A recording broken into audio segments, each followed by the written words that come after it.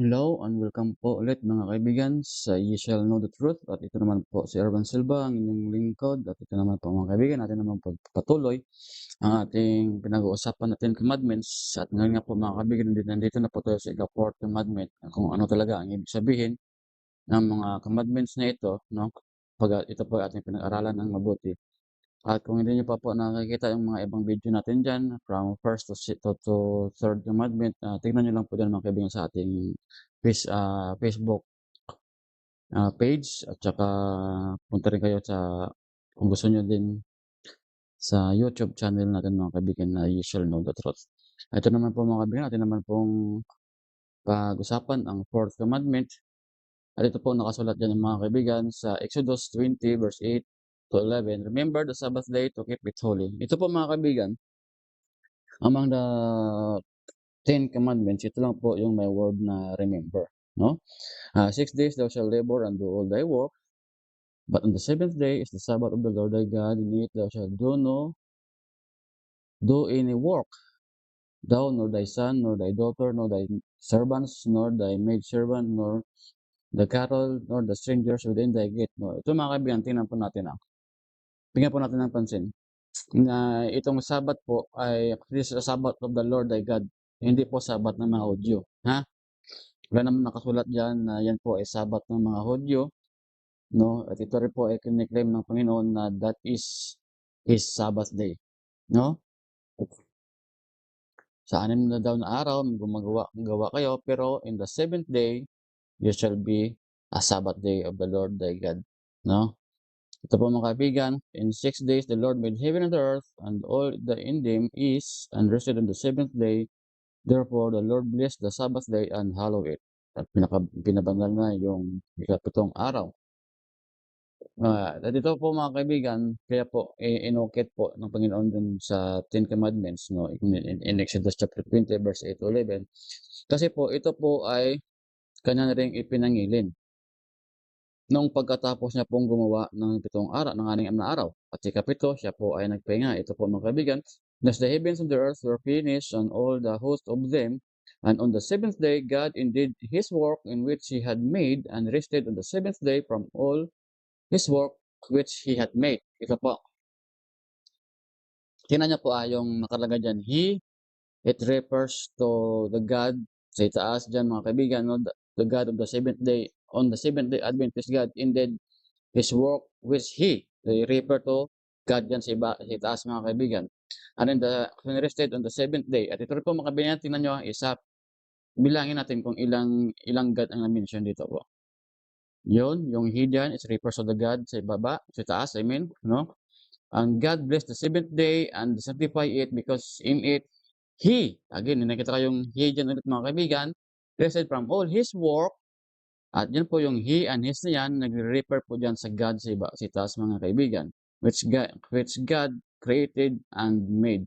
So, ibig pong sabihin mga kaibigan, yung triune God, nandyan po sa ibig pong sabihin sa second chapter 2 ng Genesis, na yung triune God, nagpahinga po sa kanilang mga gawa. At kung tingnan niyo po dyan mga kaibigan na Trinity in creation sa ating video, no? Makita niyo po dyan, tatlo talaga sila ang gumagawa. So dito mga kaibigan, in Genesis chapter 2, verse 1 to 3, na-emphasize talaga na yung God talaga na triune God was the God of the Sabbath. Kita niyo po mga kaibigan, no? Okay, ito po. And God, yun, God is work, no? Ito rin po, bakit po nagpahinga yung Panginoon? Hindi dahil po siya ay napagod, kundi po ito po ay nakaukit mismo doon sa langit sa 10 Commandments niya. In Revelation 11 verse 19, and the temple of God was open in heaven, and there was seen in the temple the ark of His testament. Ibig po sabihin mga kaibigan, kaya po nagpahinga yung Panginoon sa kanyang paggawa dito sa ating mundo, kasi po yung ka-7th day po ay nandiyan na po talaga sa langit. They work on the 7th day at they work on the 6 days, no? But on the 7th day, they are rested. So, bilang ehemplo po mga kaibigan, ang Diyos po ay nagpahinga on the 7th day, not because siya po ay napagod, kundi siya po ay naging ehemplo na ipakita sa mga tao, sa mga angels na kahit siya yung Diyos na gumawa ng 10 utos, eh kailangan din mag-observe nito. At ito rin pinapakita na hindi dapat ito labagin ni naman. Kasi po yung Panginoon ay hindi po lumabag sa kanyang mga kautusan. Kaya po, wala po tayong right na labagin ito mga kaibigan, ang ika-7th day Sabbath, which is Saturday po ngayon. Tingnan niyo po mga kaibigan, sa 7 pong araw ng kalendaryo, only 1 day lang po kinangalanan ng Panginoon, which is the Sabbath day. No? So, yung mga tao lang po ngayon ang nagpangalan ng Saturday na yan. Okay. Ito po, ang Sabbath daw, and hallow my Sabbath, and they shall be a sign between me and you, that you may know that I am the Lord your God. So, ibig sabihin mga kaibigan, if you are the believer of the Lord your God, no? If you are a believer of our God, the Creator, no? So, yung Sabbath po, ibinigay po niya para po magiging isang sign sa atin. Ibig sabihin po, kilala mo kung sino yung Diyos na sinasamba mo if you are worshiping on the 7th day Sabbath. At kilala din ng Panginoon kung sino talaga yung kanyang mga servant because of the Sabbath day that they observe. Ito po, yung Sabbath was the seal of God, name of the Lord your God, the title, Creator, territory, heaven and earth. Kaya po sabi nila dyan sa Ephesians chapter 4 verse 30, mali naman kayo. Yung seal po ng God is Holy Spirit. So, nakita nyo po mga kaibigan, sa beginning pa lang, Genesis chapter 2 verse 1 to 3, tatlo na po yung God na nandun. So, God the Father, God the Son, and God the Holy Spirit. So, tama naman yung Ephesians chapter 4 verse 30 na yung seal of God was the Holy Spirit, no, in your redemption, no? So, yung Sabbath po, hindi lang po story of, memorial for creation, but that's also a memorial that God save you. The story of redemption. At yan po ang mababasa dyan sa Deuteronomy chapter 5. Yan din po rin yung 10 Commandments. So, yung 10 Commandments po dyan sa Deuteronomy chapter 5, nag-i-emphasize po na you are saved by God in the slavery in Egypt, which means that ang Egypt po, you are slave in the sin of this world. Okay? So, yung seal na yan, was the Holy Spirit, was also the Sabbath day because the Holy Spirit was also a God of the Sabbath. At nung dito nga po si Jesucristo nagiging tao na, and he came to the Nazareth where he brought up, and his custom was, he went to the synagogue on the Sabbath day and stood up for to read. So, dito po natin mga kaibigan, nakita po natin na kahit po ang Diyos po ay naglalang ng mundo natin in the 6th day, and the 7th day, He rested. Ngayon naman po, nung nagkatawang tao na yung isang God natin, na si Jesucristo, siya din po ay nag-rest on the 7th day kasi po, ipinapakita niya po as a good example para sa atin na kahit sino man, hindi po dapat labagin ang the Sabbath day. At yan po nga mga kaibigan, sa ating pong mga early Christians, no, na mga family, in Acts chapter 11 verse 26, no, the disciples were called first Christian in the Antiochs. At yung mga tao sa Antioch, mga kaibigan, in Acts chapter 13 verse 14, nag-observe din po ng Sabbath day. Ito po ay mga early Christians, early first century Christians. At yung nga po mga kaibigan, according to Paul, no, kasi po siya po ay preacher of the Gentiles, no, si Paul din po nangingilin po ng Sabbath on the 7th day, no, and Acts chapter 17 verse 2. Mababasa niyo po din mga kaibigan sa screen.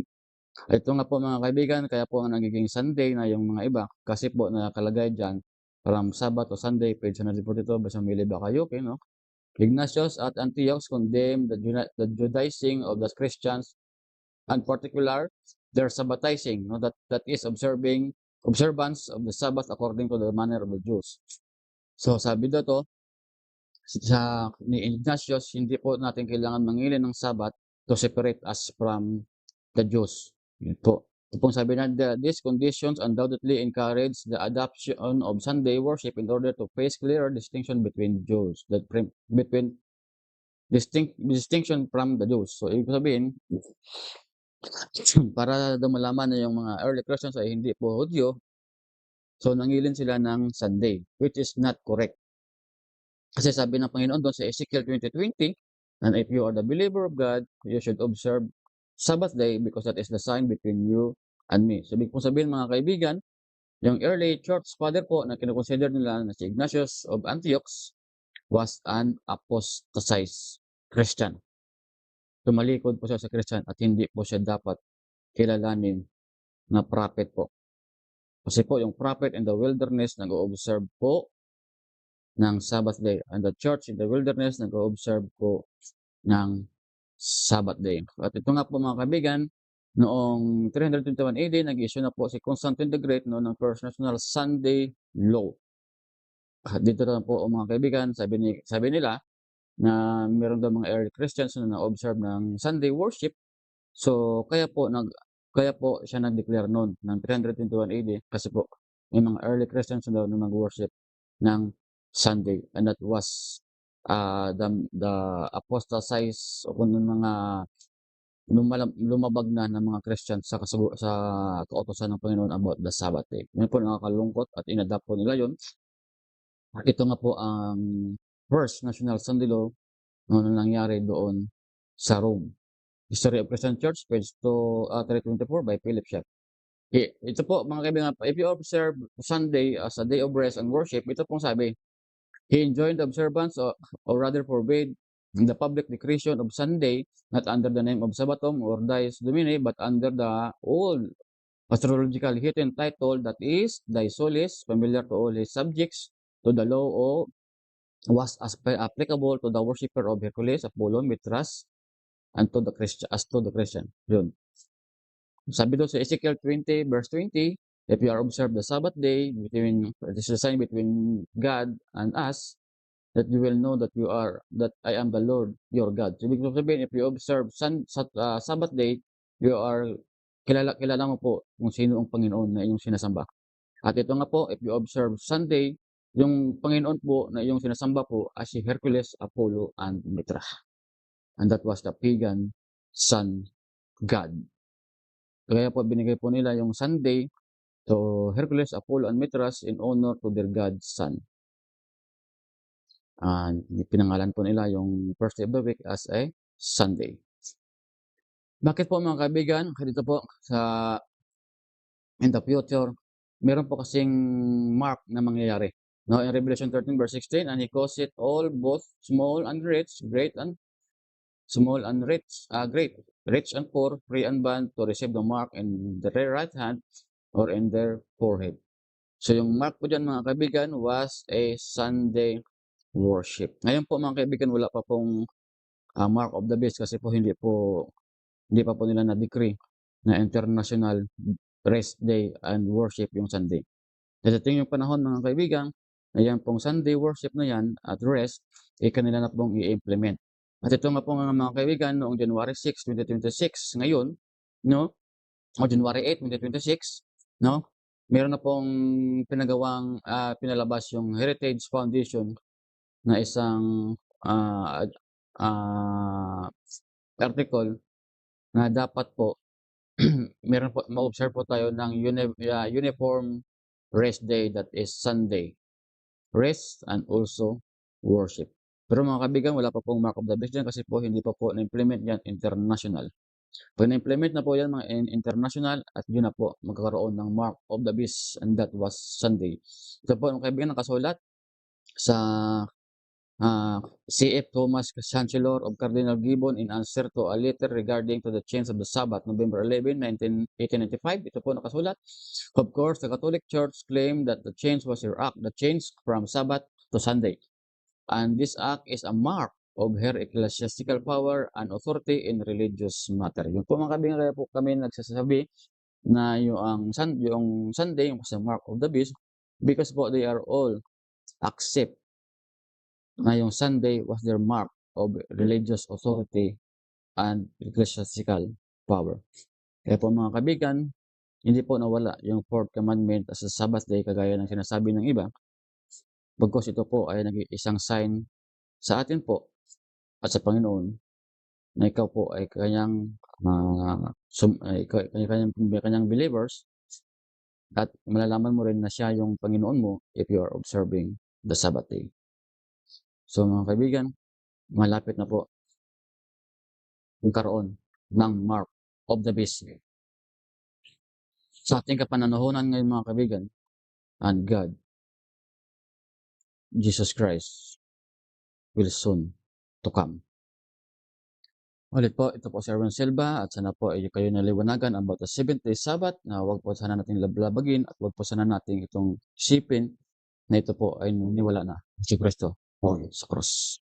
Again, ye shall know the truth.